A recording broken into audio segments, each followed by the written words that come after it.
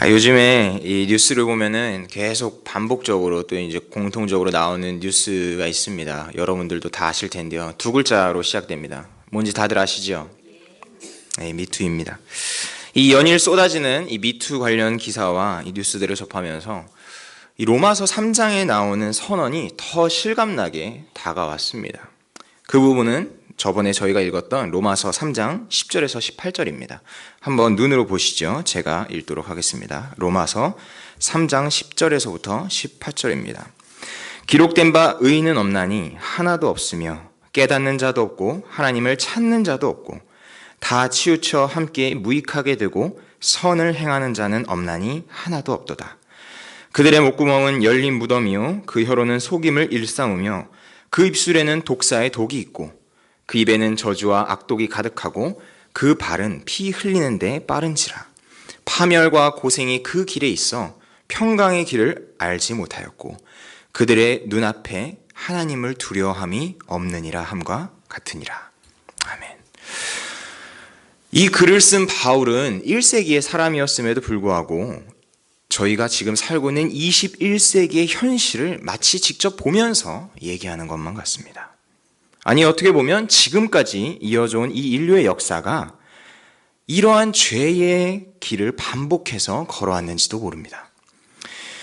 이렇게 죄는 너무나도 명백한 현실입니다. 그 죄의 영향력으로부터 벗어난 사람은 아무도 없었습니다. 여러분들도 미투를 보셔서 알겠지만 믿었던 사람들에게 발등 지키고 있습니다. 로마서 3장 23절은 그러한 인류의 현실을 단 한 문장으로 요약해서 말합니다. 함께 로마서 3장 23절을 읽도록 하겠습니다. 시작. 모든 사람이 죄를 범하였음에 하나님의 영광에 이르지 못하더니. 이 문장은 인류 전체에 대한 요약일 뿐만 아니라 저희가 지금까지 살폈던 로마서 1장 18절부터 3장 20절까지의 요약입니다. 모든 사람이 죄를 범함으로 하나님의 영광에 이르지 못하였습니다. 여기서 중요하게 짚고 넘어가야 될 것이 있습니다. 그것은 하나님의 영광이 무엇인지를 우리가 잘 알지 못하면 그 영광에 이르지 못하는 상황이 얼마나 절망적인지도 제대로 깨달을 수가 없다는 것입니다. 그렇게 우리는 먼저 하나님의 영광이 무엇인지를 살펴볼 필요성이 있습니다. 여러분께서는 영광이라는 단어를 들으면 어떤 기분이 드십니까? 우리가 일상적으로 쓰는 어떤 사랑, 또 기대, 어떤 소망, 이러한 단어들을 들었을 때 마음속에 어느 정도 그려지는 이미지가 있습니다. 제가 아는 친구 중에는 매주 로또를 하는 친구가 있습니다. 한 주에 한 번꼴로 10,000원씩 로또를 합니다. 이 친구가 로또를 시작한 지 약 2년 정도 되었으니까 지금까지 100만 원은 넘게 로또에 투자한 것입니다. 근데 그 로또를 하면서 가장 높게 당첨된 금액이 얼마였는지 아십니까? 5만 원입니다. 100만 원 넘게 투자했는데 5만 원 벌었습니다. 제가 물었습니다. 그 돈 아깝지 않느냐? 차라리 한 주에 10,000원씩 그냥 적금이라도 하면, 예금이라도 하면 100만 원 넘게 벌 수 있을 텐데. 그랬더니 이 친구가 자기는 그 당첨이 되는 그 당첨금보다 당첨이 될 걸 기대하는 그 설렘 때문에 로또를 한다고 하는 겁니다. 그러니까 직장 생활이 너무 힘들고 상사로부터 스트레스를 많이 받고 너무 이 반복되는 일상 가운데 그 로또에 대한 생각을 하면서 자기가 1등에 당첨이 되면 이것도 사야지, 저것도 해야지, 이것도 먹어야지, 저기도 놀러 다녀야지 하는 그 상상으로 인해 얻어지는 설렘. 그것 때문에 로또를 한다고 합니다. 여러분, 이 친구가 로또라는 것을 생각할 때 느껴지는 그 설렘이 우리가 영광을 생각했을 때 느껴져야 하는 설렘과도 같지 않겠습니까? 많은 크리스천들이 하나님의 영광이라는 단어에는 굉장히 익숙합니다. 우리가 세례를 받을 때 점검하는 교리문답이 있습니다. 그것이 웨스트민스터 수요리문답 1문입니다. 여러분들 다 잘 아시죠? 사람의 제일 되는 목적은 무엇입니까? 하나님을 영화롭게 하고 그분을 영원토록 즐거워하는 것입니다. 이것을 영광으로 얘기하면 하나님의 영광을 위해 살고 그리고 그 영광을 영원토록 즐거워하는 것입니다.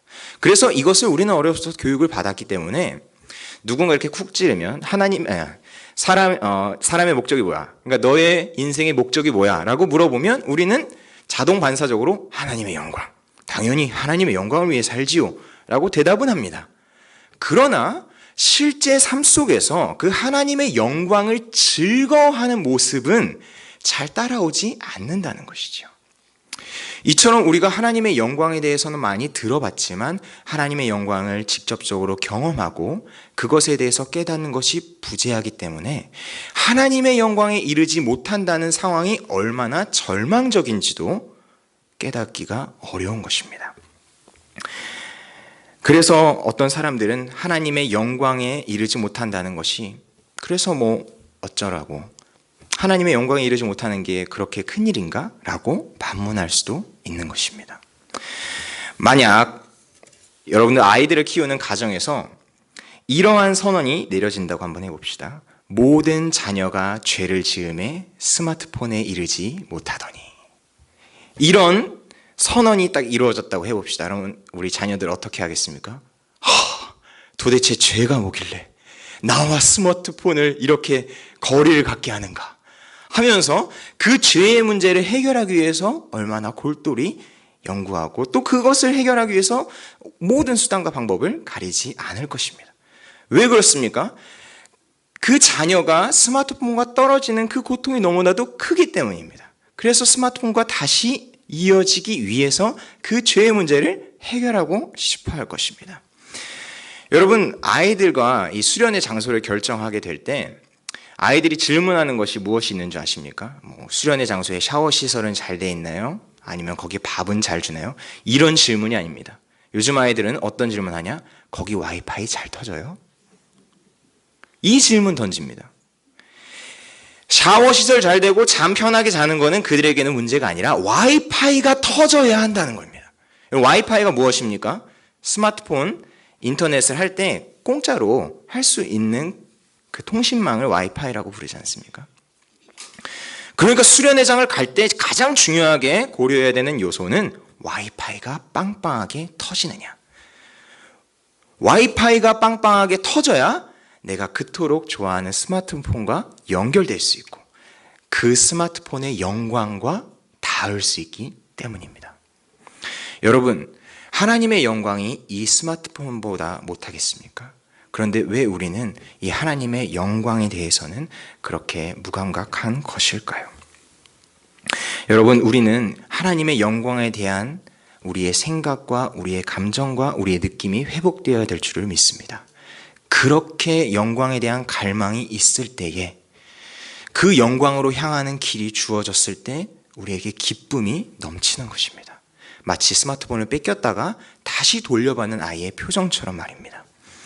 분명한 것은 이것입니다. 우리 스스로의 힘으로는 그 영광에 이를 길이 없다는 겁니다. 우리 스스로의 힘으로는 그 길을 만들어낼 능력도 그 길을 걸어갈 힘도 없습니다. 인간의 힘으로는 그 영광에 다다를 수 없습니다.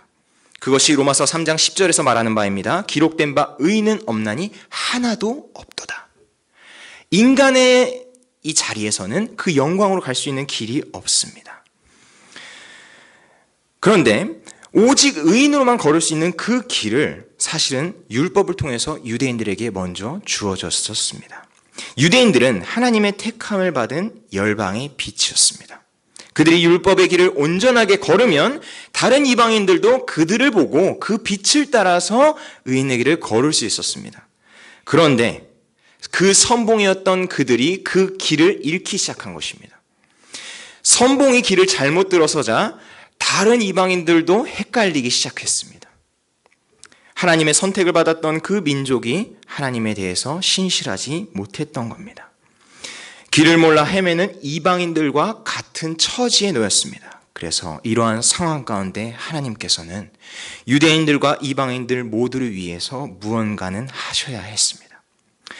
여러분들이 만약 하나님이시라면 여러분들은 어떤 방법을 택하시겠습니까? 신약 성경 연구자인 톰 라이트는 이 딜레마가 굉장히 복잡한 문제라고 얘기합니다. 단순히 유대인들이 올바르게 행동하고 이방인들이 악하게 행동했다면 문제는 아주 간단합니다. 그런데 문제의 복잡성은 유대인들이 하나님으로부터 세상의 빛으로서의 위임을 받긴 하였지만 그들이 신실하지 못했다는 겁니다. 세상의 문제의 해결을 맡은 자들이 그 문제의 일부 이미 드러났다는 겁니다. 그러니까 요즘 미투 운동에서 나오는 것처럼 그 문제를 해결해야 되는 검사나 판사나 이러한 자들이 그 문제 속에 같이 있었다는 겁니다. 그러니까 그것을 해결하는 것이 얼마나 더디고 힘이 들겠습니까? 그것을 판단하기엔 또 얼마나 어렵겠습니까? 만약에 그럼에도 불구하고 그들이 그 죄에 대해서 묻지 않는다면 그들은 사회의 비난을 면할 수는 없을 것입니다. 여러분, 이것이 바로 딜레마의 시작입니다. 하나님은 이 인류가 잘못에 봉착하자 이스라엘과 언약을 맺으시고 이스라엘을 통해서 그 언약을 통해서 이 세상을 바로잡으려고 하셨습니다. 그런데 그 유대인들마저 그 죄를 지은 민족과 한통속이라고 그것이 드러난 것입니다. 그렇다면 하나님께서는 어떠한 선택을 하셔야겠습니까? 그들을 그냥 이스라엘이니까, 내가 택한 민족이니까 그냥 그 자격대로 그냥 그들을 내버려 두시고 그들을 감싸 주실 것입니까? 아니면 아브라함과 이삭과 야곱에게 약속한 그 언약을 폐해 버릴 것입니까? 이러한 딜레마 앞에서 하나님께서는 당신의 의로움을 손상시키지 않으시고 그 의로움을 지키시는 다른 길을 마련하셨습니다. 그 길이 바로 로마서 3장 21절과 22절에 나옵니다. 우리 21절과 22절의 말씀을 함께 읽도록 하겠습니다. 시작. 이제는 율법 외에 하나님의 한 의가 나타났으니 율법과 선지자들에게 증거를 받은 것이라. 곧 예수 그리스도를 믿음으로 말미암아 모든 믿는 자에게 미치는 하나님의 의인이 차별이 없느니라. 아멘. 여러분, 원래 이것을 원어적으로 보면은 21절 앞에 그러나라는 표현이 들어가 있습니다. 다시 읽으면 그러나 이제는 이라고 읽으시면 됩니다. 다시 말해 상황이 전환되는 것을 알려주는 것입니다. 인류는 모두가 죄를 범했고 하나님의 영광에 이를 길이 없습니다. 그들 스스로는 갈 길이 없었습니다. 그러나 이제는 이라고 하면서 조금의 빛이 비춰지기 시작하는 것입니다. 여러분, 이 21절의 표현을 잘 살펴보십시오. 이 율법 외라는 것은 율법과 별개로 나타났다는 것입니다. 그런데 동시에 이것은 율법과 예언자들의 증거를 받았다고 나옵니다. 그러니까 이 균형이 있습니다. 그것이 무엇이냐면 율법 안에서 나타나면 율법에게 주어진 자들, 다시 말해 유대인들만 혜택을 받게 됩니다. 그러므로 유대인들만이 아니라 이방인들도 이 구원의 길을 걷기 위해서는 율법 밖에서 이 길이 주어져야 됩니다. 그런데 또 이것은 율법과 선지자들의 증거를 받습니다. 그것은 무엇이냐? 하나님께서는 구약에서부터 이미 에덴 동산부터 이 말씀하셨던 원시 복음의 그 복음을 계속해서 지켜오셨다는 것입니다. 그러니까 주님께서는 약속을 변개하신 적이 없으십니다. 그분은 그 약속을 그대로 신실하게 지켜오시면서 동시에 모든 인류를 구원할 계획을 나타내신 것이죠. 다시 말해 이스라엘의 실패로 인해서 하나님은 자신의 언약을 파괴하신 것이 아니라 이스라엘이 감당하지 못했던 그것을 다른 대표를 세우심으로써 감당하게 한 것입니다. 여러분, 그럼 그 대표가 누구입니까? 예수 그리스도인 것입니다. 그 대표는 유대인만을 대표하는 것이 아니라 이방인들도 대표합니다. 다시 말해 모든 인류를 대표하는 신실한 이스라엘인 것입니다. 모든 인류의 대표 선수인 이 예수 그리스도께서는 하나님의 언약에 신실하게 복종하셨습니다. 선민 이스라엘이 하지 못한 것을 예수 그리스도께서 해내신 것입니다. 그것으로 어떠한 결과가 펼쳐지는지 24절에 나옵니다. 24절의 말씀 함께 읽도록 하겠습니다. 시작. 그리스도 예수 안에 있는 속량으로 말미암아 하나님의 은혜로 값없이 의롭다 하심을 얻은 자 되었느니라. 아멘. 그 결과 우리에게 주어진 것이 무엇이냐면 바로 속량입니다. 여러분, 이 속량은 노예를 되사오는 것을 의미하고 전당포에서 물건을 다시 되사는 것을 의미합니다.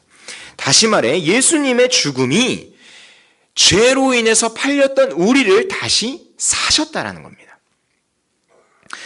또한 이 구속은 피고석에 앉아있던 우리에게 무죄를 선고하는 것뿐만 아니라 우리로 하여금 의롭다, 우리가 의로운 자다라고 선포하는 데까지 이르게 됩니다. 여러분, 이게 우리를 충격적으로 만드는 것입니다. 이게 우리를 놀랍게 하는 겁니다. 왜냐하면 죄인인 우리가 무죄가 되는 것만 해도 황송할 것인데, 하나님께서는 단순히 무죄뿐만 아니라 너가 의로운 자다라고 판명하신 것입니다. 여러분, 어떻게 예수님의 죽음이 이러한 편결까지 이어지게 되었을까요? 그것이 25절과 26절에 나와 있습니다. 함께 읽습니다. 시작.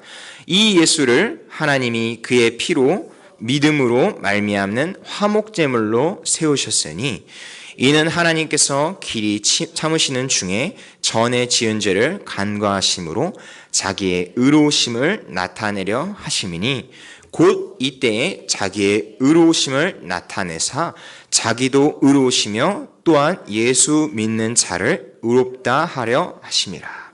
아멘. 이 부분은 좀 더 자세히 살펴보기 위해서 세번역 성경으로 준비를 했습니다. 한번 화면을 봐주시기 바랍니다. 화면을 보시면 로마서 3장 25절이 먼저 나와 있습니다. 25절 화면에 보시는 것을 같이 읽겠습니다. 시작. 하나님께서는 이 예수를 속죄 제물로 내주셨습니다. 그것은 그의 피를 믿을 때에 유효합니다. 하나님께서 이렇게 하신 것은 사람들이 이제까지 지은 죄를 너그럽게 보아 주심으로써 자기의 의를 나타내시려는 것이었습니다. 아멘. 여기서 보시면 확실하게 보입니다. 25절만 먼저 봐주십시오. 예수님이 곧 무엇입니까? 속죄 제물입니다. 그러니까 하나님께서 인류를 향한 진노를 품으셨습니다. 여러분들 그거 잘 알고 계시죠? 그러니까 반드시 속죄 제물이 필요했습니다. 그러니까 그 죄의 대가를 받아야 되는 것이 모든 인류였습니다. 그런데 하나님은 어떠한 속죄 제물을 세우셨습니까? 예수님을 속죄 제물로 대신 세우신 겁니다. 그러니까 예수님께서 속죄 제물이 되셨습니다. 그런데 이것은 그 다음 구절을 보십시오. 무엇을 믿을 때만 유효합니까? 그의 피를 믿을 때에만 유효합니다. 이제 저를 보십시오, 여러분. 이 속죄제물과 이 피를 믿음으로 유효하다, 피와 유효함, 이 연관성, 우리 구약 성경에서 한번 보신 적 있지 않으십니까? 속죄제물이 있고 이 피로 말미암아 어떤 구원을 받게 되는 그 사건이 있었습니다. 그것이 무엇이었죠? 유월절 사건입니다. 출애굽을 하기 마지막 직전에 그 이집트를 향한 10번째 재앙, 마지막 재앙이 무엇이었습니까? 모든 장자가 죽음을 당하는 것이었습니다. 그런데 하나님께서는 이스라엘의 장자들을 보호하시기 위해 한 길을 내셨는데 그 길이 무엇이었습니까? 어린 양을 죽이고 그 피를 문설주에 바르는 것입니다. 그래서 그 문설주에 어린 양의 피가 발라져 있으면 그 죽음의 영이 그것을 넘어갑니다. 그래서 그것을 패스오버한다 해서 유월한다. 그래서 유월절이라고 부르게 된 것이죠. 여러분, 이 유월절의 피는 어디에만 유효하냐? 다시 말해서 그 피를 바른 곳에만 유효한 것입니다. 그 피를 바르지 않은 자들은 장자들이 모두 죽임을 당하게 된 것입니다.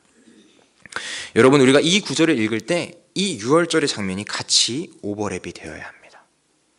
하나님께서 우리의 죄를 넘어가셨다. 하나님께서 우리의 죄를 간과하셨다. 어떻게 그것이 가능합니까? 속죄 제물인 어린 양, 곧 예수 그리스도의 죽으심으로 그의 피를 믿는 자에게만 그 넘어감이 유효해진 것입니다.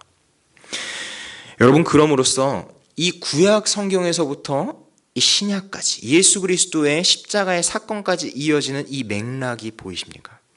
하나님께서는 이미 출애굽부터 예수 그리스도를 예표하고 계셨던 것입니다. 하나님께서는 갑자기 예수 그리스도를 인류에 내오신 것이 아니라 우리가 이미 죄인 되었을 때에, 인류가 최초의 죄를 지었을 때부터 하나님께서는 그 구원의 계획을 차근차근 실천해 오시던 것입니다. 그리고 여기서 한 가지 더 중요한 것이 있습니다.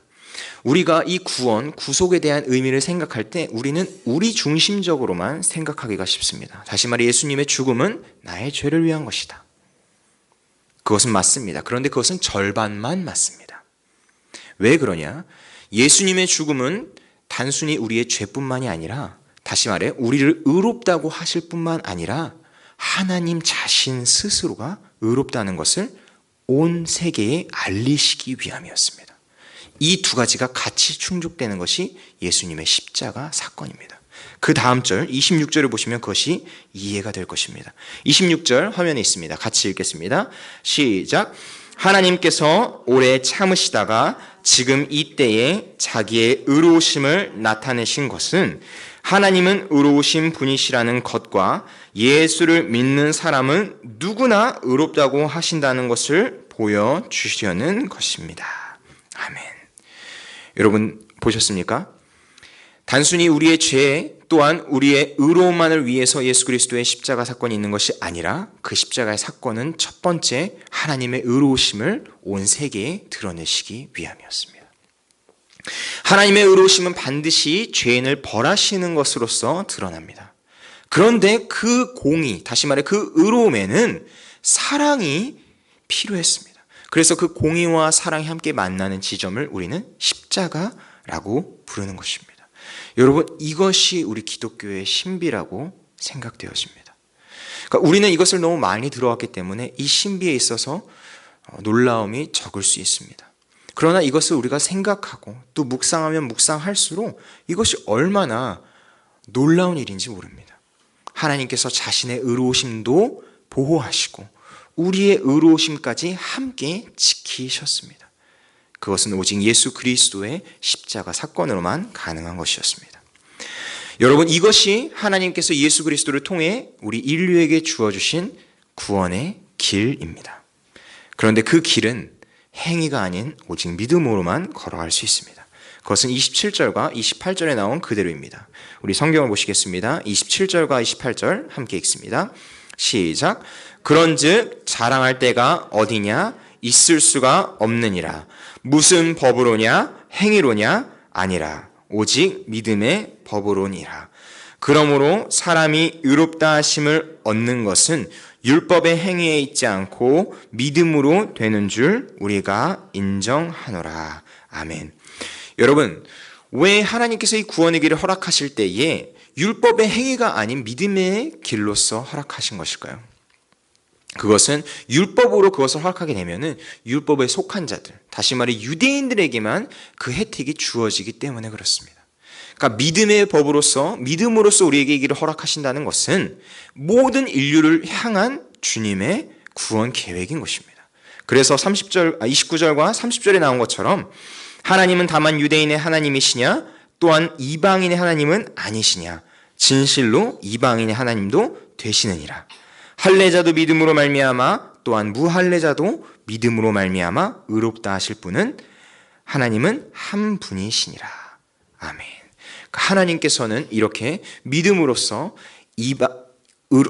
유대인뿐만 아니라 할례자뿐만 아니라 무할례자도 구원의 길을 걸으실 수 있도록 길을 마련하신 것입니다. 이제 결론의 말씀을 드리겠습니다.